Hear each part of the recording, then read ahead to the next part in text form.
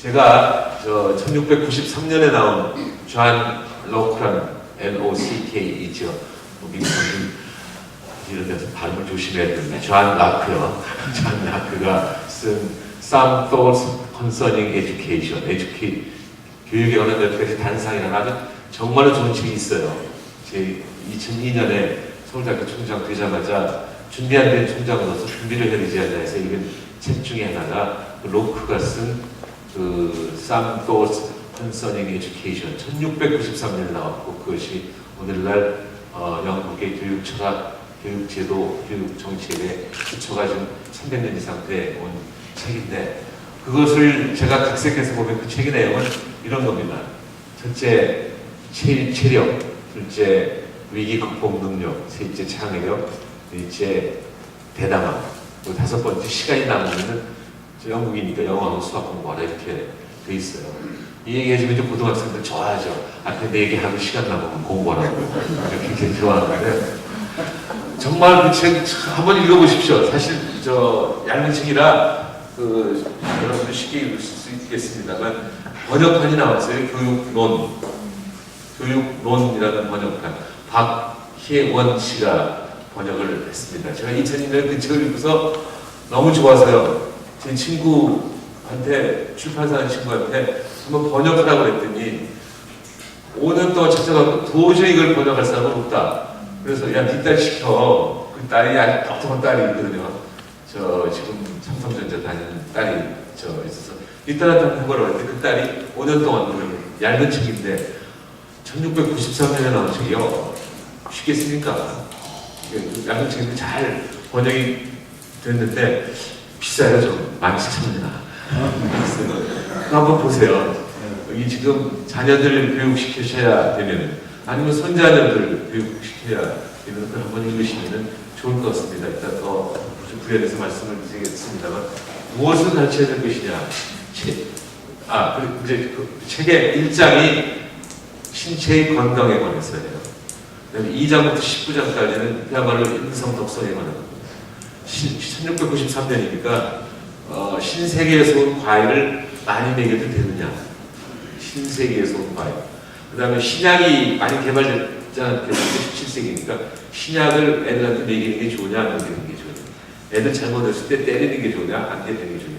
이 2장부터 19장까지고, 20장 가서 학습에 관해서고, 21장에 가서 외국과 해외에 관한 행위에 관해서, 그 다음에 22장 반론.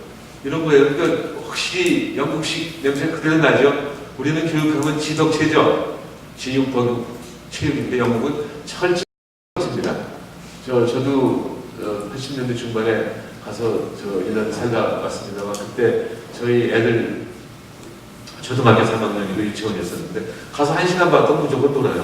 영국 사람들 좋아하는 크리켓으로 놀고, 그 다음에 수학 공부하고, 오후에 영어는, 물론 그 영어는 운동 가르치는 영어가 아니라 시사, 무슨 과학, 사회 이런 거 가르치는 영어입니다.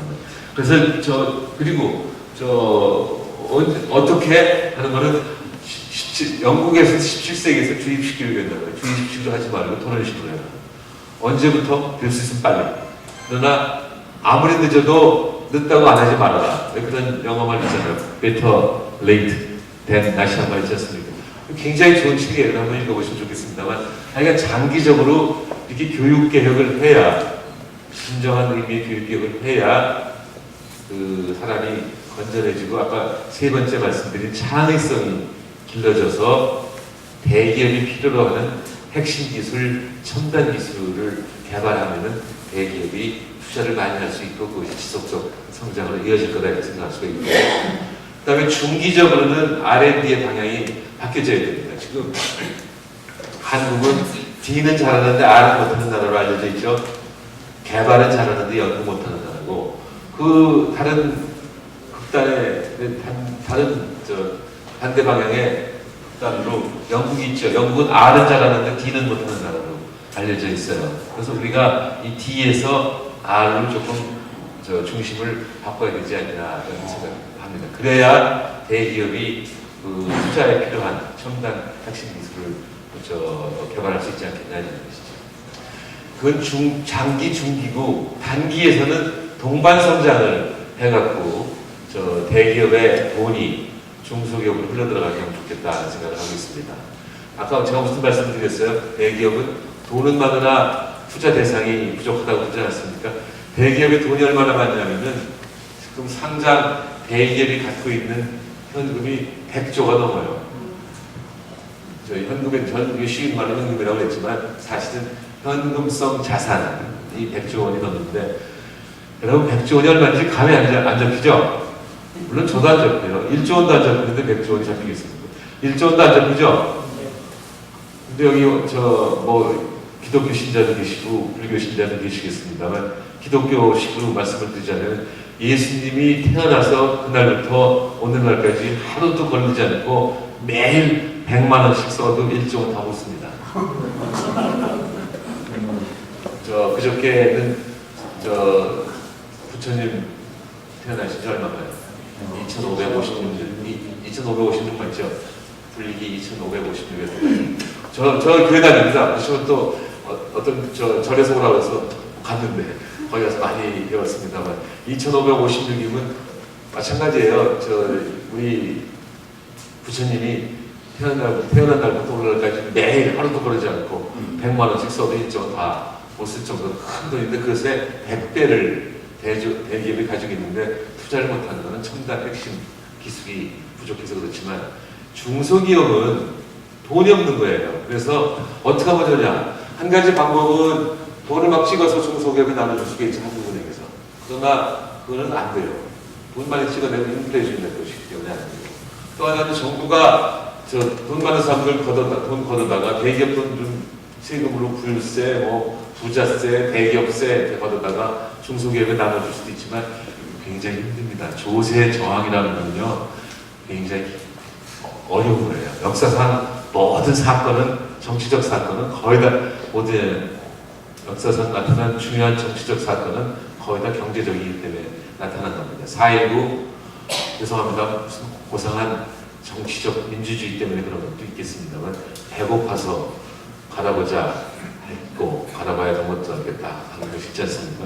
그 다음에 1979년에 부마 사태 부가가치세 때문에 나온 거고 작년에 죄스민 혁명 다 배고파서 나온 거지 무슨 민주주의 하자고 나온 거라고 저는 생각하지 않습니다. 그게 민주주의 요구가 전혀 없는 것은 아니지만 출제 논의는 배고픈 데 있었다 이렇게 해도 과언이 아니라는 생각이 듭니다만 어떻든지 간에 방법이라고 하는 것은 합리적인 방법으로 대기업의 돈을 중소기업에 흘러들어가게 해야 되는데 그게 작년에 제가 제안했던 여러 아이디어 중에서 두 가지만 소개한다면 하나는 초과이익 공유제예요. 초과이익 공유제. 아까 잠깐 말씀드렸지만 우리 GDP가 1조 달러 넘는데 그 중에서 수출이 5,500억 달러입니다.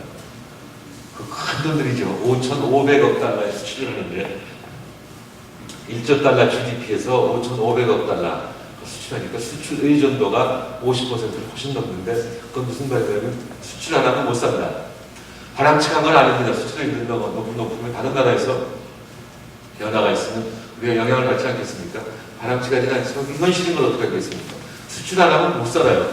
그래서 수출을 해야 되는데 수출 잘하려면 수출품의 품질이 좋든지 가격이 낮든지 해야 되는데 그 대기업의 임직원들에 대한 평가가 1년 단위로 되기 때문에 품질 경쟁을 하려는 인센티브는 없고 가격 경쟁을 하려는 유혹을 받기 때문에 뭘 하냐면 원가 절감하자 하는 거예요. 원가 절감 방법이 임금 조금 주든지 전기료 낮추든지 수도료 낮추든지 여러 가지 방법이 있겠지만 그냥 쉬운 방법은 협력 중소업체가 납품할 때 납품가를 치는 거예요. 그게 한국적 현실이기 때문에 납품가 후려칠 때 그냥 되게 비난하기 힘듭니다. 근데 그 결과 납품가를 후려쳐갖고 수출 가격이 낮아지고 수출품 가격이 낮아지고 가격이 싸서 많이 팔리고 이익이 많이 남았다. 근데 예산은 10조였었는데 계획은 10조였었는데 17조 남았으면 7조가 초과이익이니까 초과이익에 한 1%, 2%만이라도 협력 중소기업의 고용 안정이나 기술 개발을 위해서 돌리라 이런 얘기예요. 그 후로 그냥 저보다 10년 된 후배 장관이 혁명적 발상이라고 그러고 또 어떤 국회의원이 급진 좌파적 사고라고 그러고 대통령의 어떤 실장이 비현실적 학자적 생각이 나갖고 제가 일생에 지난 1년 1년 4개월 동안보다 더 수모를 받고 산 적은 없고 일생에 그 1년 4개월 동안보다 더 열심히 일한 적은 없습니다. 그건 참다 할 수 없어서 지난 12월 13일에 1년을 끝으로 그만두기로 했었는데 그날 그 협력이 초과이익 공유제 논의한다니까 대기업 대표들이 회의를 보이콧해갖고 못했죠. 좀 참아보자. 1월 17일 또 보이콧해서 못했죠. 근데 2월 2일 날 한번 또 모여라. 이번 누가 이기나 보자 해서 여기서는 제가 이름을 초과이익 공유제 하니까 그러니까 빨리 레귤레이션 이렇게 하고 반대하는 것 같아서 싫으면은 협력이익 배분제로 하잖아. 대기업과 중소기업 간의 협력이익 배분제를 하잖아. 고쳐갖고 통과시켰습니다. 결국은. 아주 간단한 거예요. 정말로 어필하는 의견이라고 볼 수가 있습니다. 아직 세상에 제가 설명을 잘 못한 것 같은데 그냥 박근혜식 복지나 누구 복지나 복지 정책이라고 하는 건 다 뭐냐면은 생산이 다 끝나고 분배가 끝난 다음에 그 잘 사는 사람하고 못 사는 사람 차이가 너무 많이 나고 특히 못 사는 사람들이 생계를 유지하기 힘들면은 잘 사는 사람들 돈 좀 걷어다가 못 사는 사람들 주저하는 것이 그냥 모든 복지 정책이 공통된 거예요. 그래서 저는 무슨 아이디어냐면 그러지 말고 생산 과정에서부터 복지를 좀 관심을 두자. 그래서 대기업체가 수출 대기업체가 협력 중소업체한테 후려치기를 하고 싶으면은 이번에 미안하다. 후려치기 하는데 미안했는데 이 후려치기 결과 수출품 가격이 떨어지고 물건이 많이 팔리고 이익 많이 나면 그 중에 1, 2%는 당신한테 돌려줄 테니까 좀 양해해라. 이게 하라는 게 초과이익 공유제입니다. 이거 1920년대 미국의 할리우드에서 시작했고 지금 크라이슬러도 하고 물론 회사 전체적으로 하는 데도 있고 어떤 사업부만 하는 데도 있지만 세계적으로 다 하는 거예요. 근데 지금 우리나라는 아직 보급이 안 돼서 여기에 대한 이해가 안 돼 있으나 협력이익 배분제는 보통의 복지 정책과는 달리 생산과 분배가 끝난 다음에 많은 사람한테서 적은 사람한테 주라는 것이 아니라 생산 과정에서 복지까지 분배까지 생각해갖고 결국은 복지까지 생각하자는 것이라고 볼 수가 있는데 이렇게 되면은 어떻게 되겠어요? 1, 2% 초과이익이 중소기업으로 가면은 중소기업은 투자 대상은 있는데 돈이 없어서 투자를 못하는데 돈이 생기니까 투자할 수가 있지 않겠습니까? 첫 번째 아이디어. 두 번째 아이디어가 중소기업 적합업종 선정했었죠. 이것도 설명을 좀 필요로 하는데 참으로 아이러니컬하게도 노무현 대통령 때 이 중소기업 고유업종 제도가 없어졌어요. 2006년에. 1979년부터 있었던 건데 노무현 대통령이 없앤 건 아까 말씀드렸듯이 경제 위기를 맞은 다음에 유일한 극복 방법은 경쟁이다. 경쟁에 저해적인 건 다 없애라. 고유업종 하니까 상업에다가 펜스 쳐놓은 거거든요. 김치는 대기업으로 만든다. 두부는 대기업으로 만든다. 이런 식으로 펜스를 쳐놓은 거가 고유업종 제도였었는데 경쟁에 저해적이라고 해갖고 펜스 다 없애버리니까는 대기업들이 지금 안 하는 게 없게 된 게 6년 된 거예요. 어디까지 하는지 아세요? 떡볶이라는 거 아세요? 그 다음에 가게, 명품점, 빵가게 정말 별짓 다 해요. 그래서 작년 1년 동안에 신문에서 많이 보셨을 거예요. 에머러가 많이 보셨을 텐데 이거를 제가 살렸습니다. 중소기업 고유업종 제도를 중소기업 적합업종 제도로 바꿔놨죠. 우선 이제 중소기업이 하기에 적합한 업종을 신청해달라 했더니 230개 신청이 있었는데 그 중에 82개 업종을 중소기업 적합업종으로 정해놔놓고 어떤 거는 대기업 들어오지 말아라. 대기업 들어와도 들어온 것도 나가라. 어떤 거는 들어온 거 할 수 없으니 사업 확장을 좀 자제해라 이런 식으로 권고를 했습니다만 그 82개 업종이 1년에 올리는 매출이 15조 원이에요. 그리고 중소기업 적합업종이 선정됨으로써 금년도에 그 중에 한 10조 정도는 중소기업의 매출이 될 겁니다. 그렇게 되면 또 뭐가 되겠어요? 중소기업에 돈이 생기죠? 그러니까 투자 대상은 있는데 돈이 없어서 못하는 투자를 하게 되죠. 그러면 성장에 도움이 될 것이다. 이런 식으로 동반 성장은 투자 촉진을 통한 지속 성장을 해서 필요하다 이렇게 동반성장의 첫째 의의를 말씀드릴 수가 있습니다. 지금 하나 좀 더 말씀드리자면 어느 정도로 다 대기업이 석권을 하고 있냐면은 여러분 지금 서울에서 제일 화려한 데가 어디인지 아세요? 오래 떨어져 있어서 모르실지 모르지만 그래 들어보셨죠? 압구정동, 청담동 아시죠? 제가 중소기업중앙회 회장하시는 김기문 회장하고 또 국회 지식경제위원장 하는 김영환 의원하고 셋이서 저녁을 한 3번 했어요. 그 동네에서요. 근데 중소기업중앙회 회장이 다 냈죠. 그분이 다 예약했는데 첫날 동반성장위원장은 미안합니다. 우리가 자돌이하는 집에 가서 밥을 먹으면 안 되는데 우리 비서한테 시켰더니 아버님 제 원래 며느리가 하는 데인데 다음번에 안 그러겠습니다. 그 다음번에 한번 또 어디서 딴 데를 갔는데 죄송합니다. 비서가 또 제 머리에 또 따님이 하는 집에 왔네요. 다 중국집 세 번째는 이번에 알아서 하세요. 제가 할까요? 그랬더니 제가 하겠습니다. 또 오래요. 그러니까 저보고 하는 말이 아무리 골라도 뽑는 걸 어떡합니까? 이런 식으로 할 정도로 지금 돼버렸던 것이 한국의 현실입니다. 이제 경제적인 사회적으로는 중요한 측면이 많이 있는데 그 중에 하나가 이거예요. 제가 아까 양극화 말씀을 하고서 설명을 안 드렸습니다만 지금 한국의 양극화는 정말로 심각합니다. 지금 국민 소득 분포가 소위 지니 계수로 본 소득 분포가 아주 악화됐지요.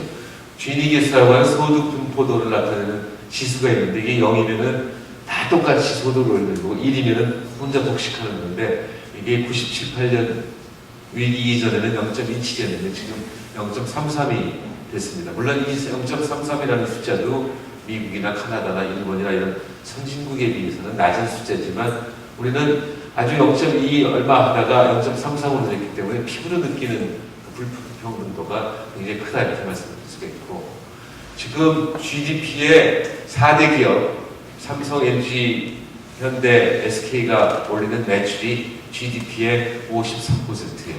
4대 기업. 그 다음에 30대 기업이 올리는 매출이 95%고 상당히 심각하죠. 그다음 10대 대기업이 닷새가 멀다 하고 기업을 설립하거나 남의 기업을 인수하거나 할 정도고 대기업의 수익률은 8, 9%인데 중소기업의 수익률은 2, 3%. 이런 식으로 양극화가 심화되면 이게 더 심화되면은 아까 제가 잠깐 말씀드렸죠. 대통령께 보고할 때 특종이 어떤 특단의 조치가 없게 되면 이 사회 붕괴됩니다. 이렇게 말씀을 드렸는데 저는 그렇게 되지 않으라는 보장이 없어요. 지금 제가 잘 다니는 저는 되게 소박한 집 다니는데 제가 잘 다니는 음식점이 문을 닫는 게 좀 보이고 또 막걸리집이나 맥주집도 문을 닫는 데가 많이 생기고 하는데 이거 고쳐야 되는데 안 고쳐요. 큰일 났습니다. 어떻든지 간에 양극화력이 심화돼서 그냥 놔뒀다가는 북한으로부터의 군사적 위협만큼이나 위험한 것이 된다 이렇게 생각합니다. 제가 어느 모임에 가서 북한의 군사적 위협보다 더 위험한 것이 사회의 양극화입니다 그랬더니 그 자리에 있던 제 친구가 야 너 말 조심해 그렇게 했다 너 또 빨갱이라는 소리 듣는다. 북한의 군사적 위협 못지않게 위험하다고 그래야지 북한의 군사적 위협보다 더 위험하다고 그러면 북한의 군사적 위협은 없다는 걸 네가 생각하는 걸로 생각하고 너는 이제 빨리 신나서 지금 제가 말 잘했죠? 못지않게입니다. 못지않게 심각한 문제다 할 수가 있고 근데 이제 그뿐이 아니라 이 동반성장은 우리 정서에 맞아요. 여러분들 경주 최부잣집 얘기하시죠? 한 400여 년 동안 경주 최부잣집에서는 우리 집 부근에 백리 안에 굶는 사람이 있으면 안 된다. 흉년에 논 사는 일 같은 하지 마라. 부의 축적도 좋지만 만석 이상은 축적하지 말아라. 이렇게 가르치고 동시에 자식들한테 검소하라고 가르쳤다는 거 아닙니까? 이건 누구든지 다 칭송하지 않습니까?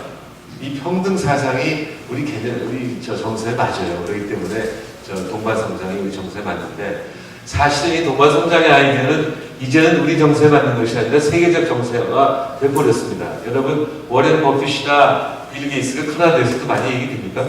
한국에서는 뭐 상당히 자주 보도되는데 이 미국에서조차도 이제 동반 성장 아이디어가 그 말은 없지만 아이디어가 이제 그 공감을 얻기 시작하는 것이죠. 사실 동반 성장 위원회의 영어 명칭이 뭔지 제가 가기 전에 저쪽에서 무슨 참 유치하게 커미션, 언쉐어드 그로스 뭐 large and small companies 이렇게 선정 유치한 이름을 써놔서 저희 어떻게 하면 좋을까 하고 미국 사람들 물어봤더니 몰라요. 그 개념이 없으니까. 우리나라처럼 대기업과 중소기업 간의 갑을 관계가 확연한 나라는 세상에 없습니다. 그러니까 영어로 번역하기 힘들어서 설명을 했더니 파트너에다가 ED 붙여갖고 파트너드 그로우스는 어떠냐? 파트너 ED 파트너 있죠? 파트너드 그로우스 또 하나는 인클루시브 그로우스 부자도 가난한 사람도 다 인클루드 시키는 인클루시브 그로우스 어떠냐?